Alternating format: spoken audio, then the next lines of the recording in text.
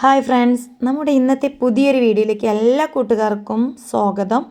അപ്പോൾ ഞാനും അമ്മയും കൂടി ആൻജിയോഗ്രാം ചെയ്യാൻ വേണ്ടി പോവുകയാണ് കേട്ടോ. ഞങ്ങൾ ഹോസ്പിറ്റലിലേക്ക് എത്തിയിട്ടുണ്ട്.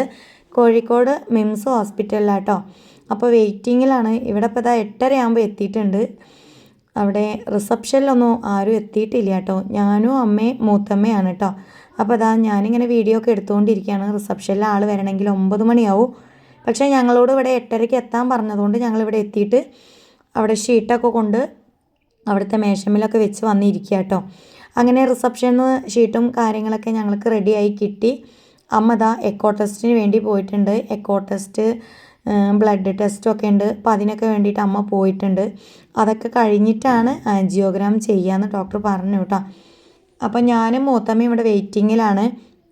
കുറേ ആൾക്കാരുണ്ട് കേട്ടോ, ഒരുപാട് ആൾക്കാരുണ്ട് ഇന്നിവിടെ. ഇത് കാർഡിയോളജീൻ്റെ ഡോക്ടറെ കാണിക്കുന്ന സ്ഥലം കേട്ടോ, കാർഡിയോളജിയാണ്. അപ്പോൾ ഇവിടെ ഒരുപാട് ആൾക്കാരൊക്കെ വന്ന് തുടങ്ങിയിട്ടേ ഉള്ളൂ. ഞാനും മൂത്തമ്മയൊക്കെ വരുമ്പോൾ ഞങ്ങൾ മാത്രമേ ഉള്ളൂ. അപ്പോൾ അമ്മ അതൊക്കെ കഴിഞ്ഞ് വന്ന് ഇവിടെ ഇരിക്കുക കേട്ടോ. ഇനി ഇവിടുന്ന് റിസൾട്ട് കിട്ടിയിട്ട് വേണം ഞങ്ങൾക്ക് പോകാനായിട്ട്. അപ്പോൾ അവർ വിളിക്കാമെന്ന് പറഞ്ഞിട്ടുണ്ട്. അപ്പോൾ ഇനി ECG, blood test, x ray, echo എല്ലാം ഉണ്ട് കേട്ടോ. അതെല്ലാം കഴിഞ്ഞിട്ടേ ഇനിയിപ്പോൾ അങ്ങോട്ടേക്ക് ഒരു വിളിക്കുള്ളൂ. അപ്പോൾ ഞങ്ങളോട് ഇവിടെ ഇരിക്കാൻ പറഞ്ഞിട്ട് കുറേ നേരമായിട്ട് ഞങ്ങൾ വെയിറ്റിങ്ങിലാണ്. എല്ലാത്തിൻ്റെ റിസൾട്ടും കിട്ടണ്ടേ, അതിന് വേണ്ടിയിട്ട് ഇരിക്കുകയാണ്. അമ്മയ്ക്ക് ടെൻഷനൊന്നും ഇല്ല കേട്ടോ. കാരണം ഇതൊക്കെ ചെയ്യണം എന്നുള്ളത് ഡോക്ടർ ആദ്യമേ പറഞ്ഞതുകൊണ്ട് തന്നെ അതൊക്കെ ഞങ്ങൾ മാനസികമായിട്ട് എന്താ പറയുക തയ്യാറായിട്ടൊക്കെ തന്നെയാണ് വന്നത്. അപ്പോൾ അതുകൊണ്ട് അമ്മയ്ക്ക് വല്ലാതെ പേടിയൊന്നും ഇല്ല. അപ്പം ഇനി എന്തായാലും ഇവിടുത്തെ എല്ലാ പ്രോസസ്സിങ്ങൊക്കെ കഴിഞ്ഞ് ഞങ്ങൾ നേരെ പോയിട്ടോ. ഞങ്ങൾ അവിടെ എത്തി. അമ്മയ്ക്ക് അവർ വേഷമൊക്കെ മാറാൻ കൊടുത്ത് ഞങ്ങൾ ഇനി വീണ്ടും എക്സ്റേ എടുക്കാൻ പോവാണ്. ഒരു എക്സ്റേ എടുക്കാണ്ടായി, അത് എടുക്കാൻ വേണ്ടി പോവാം. ലിഫ്റ്റിന് കാത്തിരിക്കുക കേട്ടോ. ലിഫ്റ്റ് തുറന്നിട്ടില്ല, വെയിറ്റിങ്ങിലാണ്. അപ്പോൾ ഞങ്ങളെ ഒരു കുട്ടി നമ്മളെ വീൽ ചെയറിൽ ഇരുത്തിയിട്ട് അമ്മനെ കൊണ്ടുപോകുന്നത്. അമ്മയ്ക്ക് നടക്കുമ്പോൾ ഒക്കെ ഭയങ്കര കിതപ്പാട്ടോ. അപ്പോൾ ഞങ്ങൾ എക്സ്റേ എടുക്കാനൊക്കെ വന്ന് എക്സ്റേ ഒക്കെ എടുത്ത് നേരെ പിന്നെയും അമ്മ അവിടെ വിശ്രമ റൂമിൽ ഇരിക്കാൻ പറഞ്ഞ അമ്മനോട്. അമ്മ അവിടെ ഇരിക്കുകയാണ്. ഇവിടെ നിന്നാണ് ആൻജിയോഗ്രാം ചെയ്യാൻ കൊണ്ടുപോവുക. അപ്പോൾ അതുവരെ അമ്മനോട് ഇവിടെ റെസ്റ്റ് എടുക്കാൻ പറഞ്ഞു. അപ്പോൾ ഞാനും ഉണ്ട്. അപ്പോൾ അമ്മയ്ക്ക് ചായയൊക്കെ വാങ്ങി കൊടുക്കാൻ പറഞ്ഞു കേട്ടോ ഡോക്ടർ. അപ്പോൾ അമ്മയ്ക്ക് ചായ കൊടുക്കാൻ അതിൻ്റെ ഉള്ളിലുള്ള ക്യാൻറ്റീൻ തന്നെയാണ്, ചെറിയൊരു ക്യാൻറ്റീൻ പോലെ. അവിടെ നിന്ന് പോയപ്പോൾ അമ്മയ്ക്ക് ഈ കടിയൊന്നും ഇഷ്ടമല്ല കേട്ടോ. ഇതൊന്നും അമ്മ തിന്നൂല. എന്നാലും അമ്മയ്ക്കൊരു കടിയും ചായയും ഞങ്ങൾ വാങ്ങിക്കൊടുത്തു. അമ്മ പോവാണ് ആൻജിയോഗ്രാം ചെയ്യാൻ വേണ്ടി പോകാൻ വേണ്ടിയിട്ട്. സിസ്റ്റർ വന്നു, സാധനങ്ങളൊക്കെ കൊടുത്തിട്ടുണ്ട്, മാസ്ക് എല്ലാ കാര്യങ്ങളുണ്ട്, അതൊക്കെ കൊടുത്തു. അമ്മ അതിന് വേണ്ടി തയ്യാറായി പോയി. എന്തായാലും അമ്മ അതൊക്കെ കഴിഞ്ഞ് വന്നിട്ടുണ്ട്. വന്നതിന് ശേഷം ഡോക്ടർ കഞ്ഞി വാങ്ങി കൊടുക്കാൻ പറഞ്ഞു. ഞങ്ങൾ കഞ്ഞിയൊക്കെ വാങ്ങി കൊടുക്കുകയാണ്. അപ്പോൾ കഞ്ഞി കുടിച്ചുകൊണ്ടിരിക്കുകയാണ് കേട്ടോ. ഇത് കഴിഞ്ഞ് വന്ന ക്ഷീണമൊക്കെ ഉണ്ട് ആൾക്ക്. അപ്പോൾ കട്ടിയില്ലാത്ത ആഹാരം കൊടുക്കാൻ പറഞ്ഞതുകൊണ്ട് അമ്മ കഞ്ഞിയൊക്കെ കുടിക്കുകയാണേ. കഞ്ഞിയൊക്കെ വാങ്ങി കൊടുത്തു കേട്ടോ. ആൻജിയോഗ്രാം കഴിഞ്ഞ് വന്നപ്പം ഒരുപാട് സമയമായി ആൻജിയോഗ്രാം ചെയ്യാൻ കയറ്റിയിട്ടൊക്കെ. 12:30 ആകുമ്പോൾ കൊണ്ടുപോയിട്ട് തിരിച്ച് വരുമ്പോൾ ഒരു 2:30 ആയിട്ടുണ്ട് കേട്ടോ. അപ്പോൾ ആൻജിയോഗ്രാം കഴിഞ്ഞപ്പോൾ പിന്നെ അമ്മനെ കാണാൻ വേണ്ടിയിട്ട് കയറാനൊക്കെ പറഞ്ഞ് ഞങ്ങൾ പോയി കണ്ട്. ഞാനും എൻ്റെ മൂത്തമ്മയാണ് പോയത്, അമ്മൻ്റെ ചേച്ചി. അപ്പോൾ ഞാനാണ് പോയി കയറി കണ്ടതൊക്കെ. ഒരാൾക്കേ കയറാൻ പറ്റുള്ളൂ. ഞാൻ പോയി കയറി കണ്ട്. അപ്പോൾ കുഴപ്പമൊന്നുമില്ല എന്നൊക്കെ പറഞ്ഞ അമ്മ. അപ്പോൾ ഡോക്ടർ പറഞ്ഞ് ആൻജിയോഗ്രാം ചെയ്തതിൽ കുഴപ്പമൊന്നുമില്ല എന്നൊക്കെ പറഞ്ഞിട്ടാ. പക്ഷേ സർജറി എന്തായാലും ചെയ്യണമെന്നും പറഞ്ഞേ. അധികം നേരം വൈകാനൊന്നും പാടില്ല എന്ന് പറഞ്ഞിട്ടോ. വാൾവ് മാറ്റി വെക്കണം എന്തായാലും. അപ്പോൾ അത് പലതരം ഇതാണുള്ളത്, വാൾവുകളാണുള്ളത്. അപ്പോൾ അതിനനുസരിച്ചുള്ള തീരുമാനങ്ങളൊക്കെ എടുക്കേണ്ടതായിട്ടുണ്ട്. അപ്പോൾ സർജറി ചെയ്യുന്ന ഡോക്ടറായിട്ട് കൂടുതൽ സംസാരിക്കാനും ഡോക്ടർക്ക് ഞങ്ങളോട് കാര്യങ്ങൾ പറയാനും ഒക്കെ ഉണ്ട്. പക്ഷേ ഡോക്ടർ അന്ന് അവിടെ ഇല്ലയെന്ന് പറഞ്ഞു കേട്ടോ. അപ്പോൾ ഇനി ഒരു തിങ്കളാഴ്ച, നമ്മളെ വരുന്ന തിങ്കളാഴ്ച ചൊവ്വാഴ്ചയോ ഡോക്ടറെ കാണാൻ ചെല്ലണം എന്ന് പറഞ്ഞു. അപ്പോൾ അവരിന്ന് വിളിച്ച് തിങ്കളാഴ്ച ഉച്ചയ്ക്ക് 1:30 ആകുമ്പോൾ ചെല്ലാൻ പറഞ്ഞിട്ടുണ്ട്. അപ്പോൾ ഞാനും അനീഷേട്ടനാണ് പോണത്. പോയിട്ട് ഡോക്ടറായിട്ട് സംസാരിക്കണം. അപ്പോൾ നമ്മുടെ സർജറിൻ്റെ ചിലവ് കാര്യങ്ങളൊക്കെ പറയാമെന്ന് പറഞ്ഞിട്ടുണ്ട്. അതിന് മുന്നേ നമ്മൾ ആൻജിയോഗ്രാം ചെയ്ത ഡോക്ടറും വേറെ ഡോക്ടറൊക്കെ കാര്യങ്ങൾ പറഞ്ഞു തന്നു.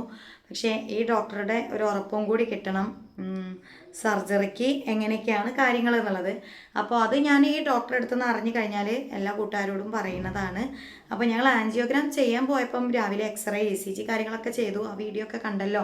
പിന്നെ കൂടുതലായിട്ടൊന്നും ഞാൻ വീഡിയോ എടുത്തിട്ടൊന്നുമില്ല കേട്ടോ. ഈ കാര്യങ്ങളൊക്കെ പറഞ്ഞു തരാമെന്ന് വിചാരിച്ചു. അപ്പോൾ ഞങ്ങൾ ഒരുപാട് നേരം വൈകിട്ടൊക്കെയാണ് ഇന്നലെ വീട്ടിലെത്തിയത്. ഇന്നലെയാണ് ഈ ആൻജിയോഗ്രാം കാര്യങ്ങളൊക്കെ കഴിഞ്ഞത്. അപ്പോൾ എനിക്ക് ഇന്നലെ വീഡിയോ ഒന്നും ഇടാൻ പറ്റിയിട്ടില്ല. ഞാനൊരു 7:30 ആയി ഞങ്ങൾ വീട്ടിലെത്തി കഴിഞ്ഞപ്പോൾ പിന്നെ ഭയങ്കര ക്ഷീണവും കാര്യങ്ങളൊക്കെ ആയി. ഭക്ഷണം കഴിക്കാനൊക്കെ നേരെ വൈകി ഹോസ്പിറ്റലിൽ നിന്ന്. അങ്ങനെയൊക്കെ ആയി തലചുറ്റൽ, ഛർദി കാര്യങ്ങളൊക്കെ ആയി എനിക്ക്. അമ്മയ്ക്കും അതുതന്നെ, ഭക്ഷണം ചോറൊന്നും കഴിച്ചിട്ടില്ലല്ലോ. കഞ്ഞി മാത്രമേ കൊടുക്കാൻ പറഞ്ഞിട്ടുള്ളൂ. കഞ്ഞി, ബന്ന്, ഓട്സ് അങ്ങനെയുള്ളത്. കാരണം കട്ടിയുള്ള ആഹാരങ്ങളൊന്നും കഴിക്കരുതെന്ന് പറഞ്ഞു. അങ്ങനെ അമ്മയ്ക്ക് നൈസായിട്ടുള്ള സംഭവം കൊടുക്കാമെന്ന് വിചാരിച്ചപ്പോൾ അങ്ങനെ രാത്രി ഞാൻ വന്നപ്പോൾ പിന്നെ കട്ടൻ ചായ ഉണ്ടാക്കി. ഞങ്ങൾ വരുമ്പോൾ ബന്നൊക്കെ വാങ്ങിയിട്ടാണ് വന്നത്. ബന്ന് കൊടുത്ത് അതൊക്കെ കഴിച്ചിട്ടാണ് അമ്മ രാത്രി കിടന്നത്. അപ്പോൾ പിന്നെ ആൻജിയോഗ്രാം ചെയ്ത സ്ഥലത്ത് ബാൻഡേഡൊക്കെ ഒട്ടിച്ചിട്ടാണ് വന്നത്. നല്ല ബലത്തിലൊക്കെയാണ് ഒട്ടിച്ച് വെച്ചിട്ടുണ്ടായിരുന്നത്. അപ്പോൾ അത് അന്ന് എടുക്കരുത്, ഇന്നലെ എടുക്കരുത് എന്ന് പറഞ്ഞ് ഇന്ന് കുളിച്ചിട്ട് ഊരാനാണ് പറഞ്ഞത് ഉച്ചയ്ക്ക് ആകുമ്പോൾ. അങ്ങനെ അമ്മ ഒരു 3 മണിയൊക്കെ ആകുമ്പം കുളിച്ച് അത് ഊരി. പക്ഷെ ഭയങ്കരമായിട്ട് ബ്ലീഡിങ് വന്നിട്ടോ, നല്ല ബ്ലീഡിങ് വന്ന്. കാരണം നമ്മൾ മെയിനായിട്ടുള്ള ഞരമ്പ് കൂടിയാണല്ലോ ആൻജിയോഗ്രാം ചെയ്യുക. അങ്ങനെയാണെന്നൊക്കെ അമ്മ പറഞ്ഞിട്ടാണ് ഞാൻ അറിയണത്. അത് കണ്ടപ്പോഴാണ് നമ്മൾ മനസ്സിലാക്കണത്. അപ്പോൾ അത് കുറച്ച് നേരമായപ്പോൾ ഊരി. ബ്ലീഡിങ് ഒക്കെ വന്നപ്പോൾ ഞങ്ങൾ ഇതൊക്കെ വെച്ച് കെട്ടിയിട്ടുണ്ട്, പഞ്ഞിയൊക്കെ വെച്ച് കെട്ടിയിട്ടുണ്ട്. ഇപ്പം കുഴപ്പങ്ങളൊന്നുമില്ല. അപ്പോൾ ഇനി നമ്മുടെ അമ്മേൻ്റെ സർജറി കാര്യങ്ങളൊക്കെയാണ് മുന്നോട്ടേക്കുള്ള മുന്നോട്ടേക്കുള്ള ഓരോ പടിപടികളായിട്ട് പോകുന്നത്.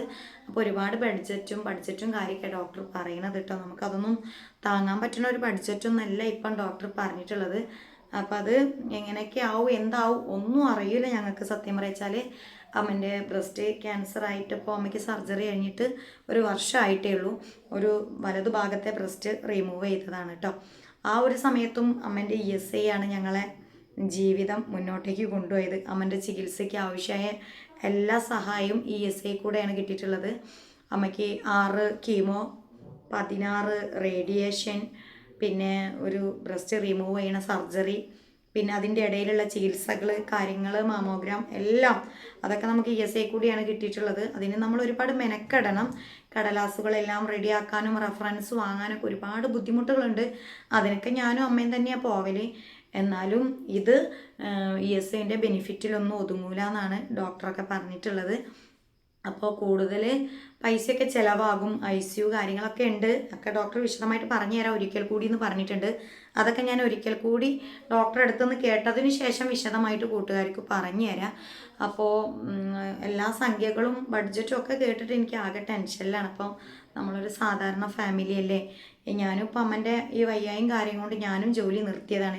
എനിക്ക് ഇടയ്ക്കിടയ്ക്കൊന്നും ജോലി സ്ഥലത്തുനിന്ന് ലീവ് എടുത്ത് പോരാൻ പറ്റിയൊരു ഇതൊന്നും അല്ലല്ലോ. നമ്മളൊരു ജോലിക്ക് പോകുമ്പോൾ അതിൻ്റേതായ എല്ലാ നിബന്ധനകളും ഇല്ലേ.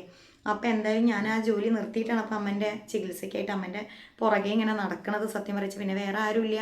ഞാനൊരു മോളാണ്, ഞാൻ തന്നെ നടക്കണം.